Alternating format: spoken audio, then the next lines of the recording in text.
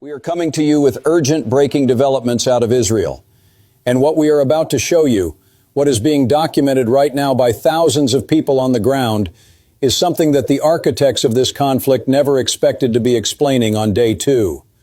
The second wave has arrived. Iran is striking Tel Aviv again. And this time the scale is larger, the penetrations are deeper, and the defense systems that were supposed to hold are not holding. The videos are coming in faster than we can process them. Multiple angles, multiple neighborhoods, multiple points of impact across the Tel Aviv metropolitan area. Fires that were already burning from the first wave are now joined by new explosions.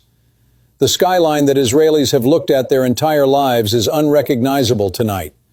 Column after column of smoke rising against the darkness. Emergency services overwhelmed. Sirens that have not stopped since the first wave began, now joined by new alerts, new warnings, new impact reports from districts that were untouched an hour ago. And the defense systems, both of them, are failing to hold the line. Let us be precise and direct about what we are seeing because the language matters here. The Iron Dome is not simply being overwhelmed by volume. The American Patriot batteries that were repositioned to the Israeli theater as part of Washington's force posture ahead of this operation are not performing at the rates their operational specifications promise.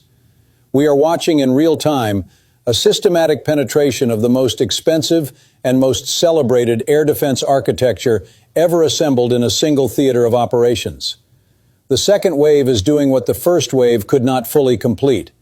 It is demonstrating that the first wave was not a lucky break. It was a proof of concept. Iran tested the gaps in the first wave. Iranian military planners watched what was intercepted, what was not intercepted, which approach vectors generated successful interceptions and which did not, which altitudes and which terminal phase profiles caused the defense systems the most difficulty.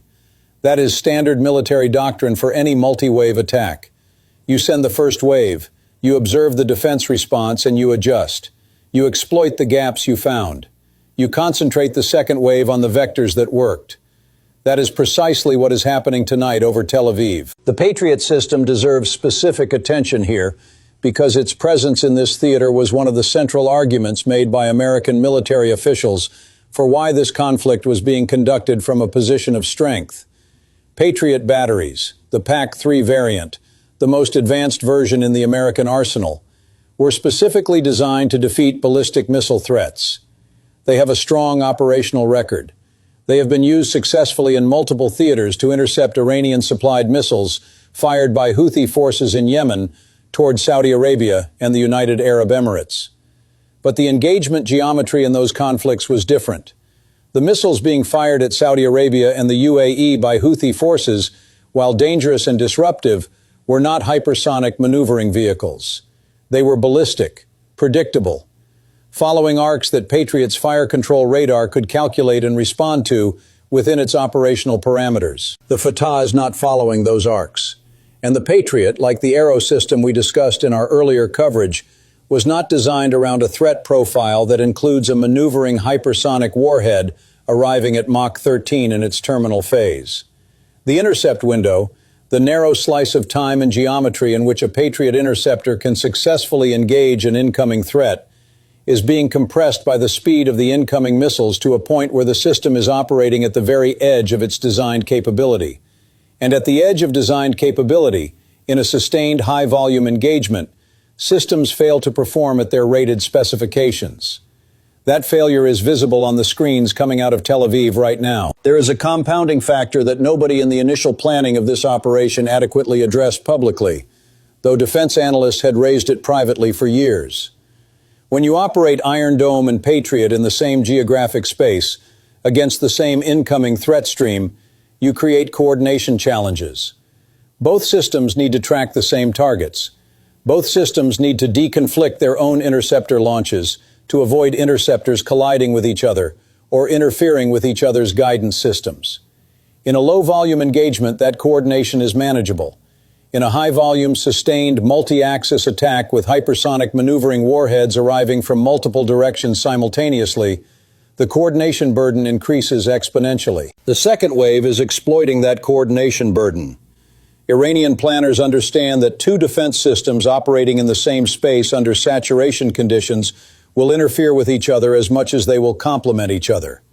The cognitive and computational load on Israeli air defense commanders right now, managing two major defense systems simultaneously against a sustained hypersonic threat stream while receiving real-time battle damage reports from a city that is already burning, is beyond what any defense architecture was designed to sustain indefinitely.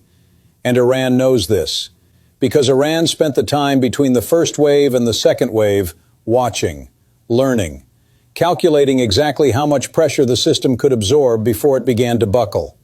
Now let us talk about what the second wave means politically, because the political consequences of what is happening tonight are moving as fast as the missiles. When the first wave struck Tel Aviv, the immediate response from Washington was measured.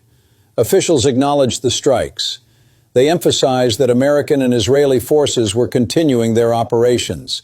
They pointed to the ongoing degradation of Iranian military capability as evidence that the strategic situation remained in control. The message was calibrated to project continued confidence without minimizing what had clearly been a serious development.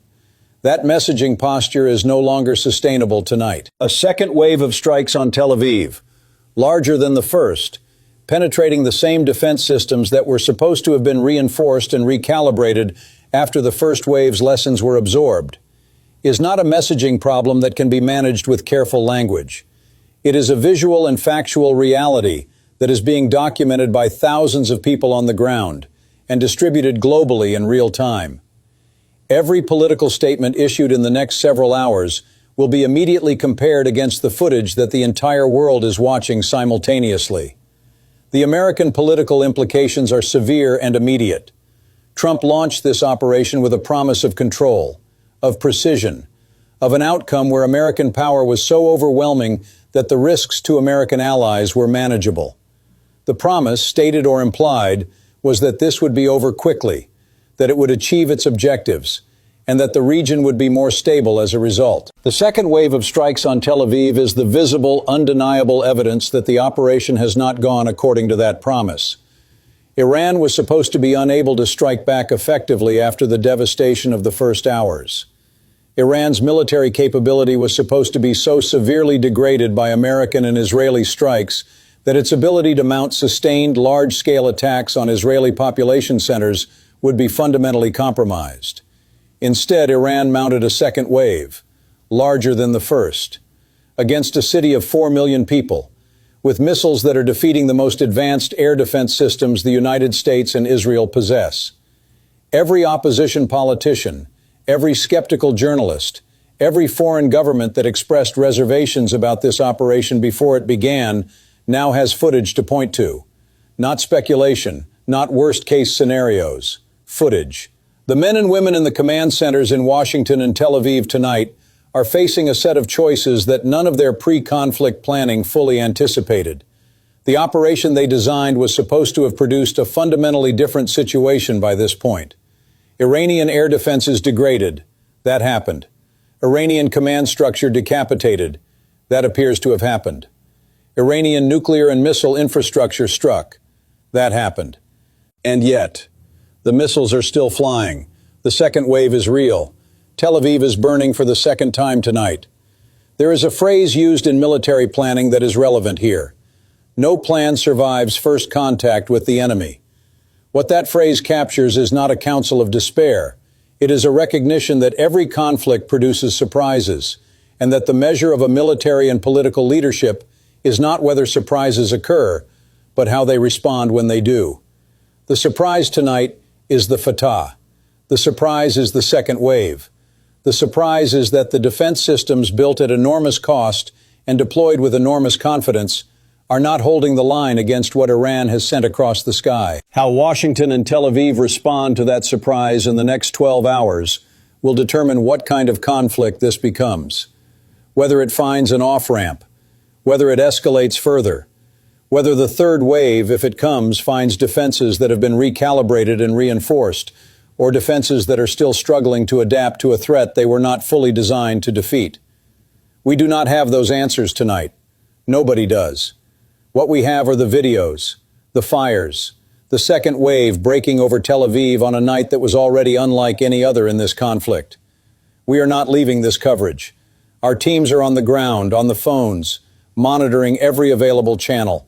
The moment there is a confirmed development, a ceasefire signal, an escalation decision, a change in the operational picture, we will bring it to you immediately.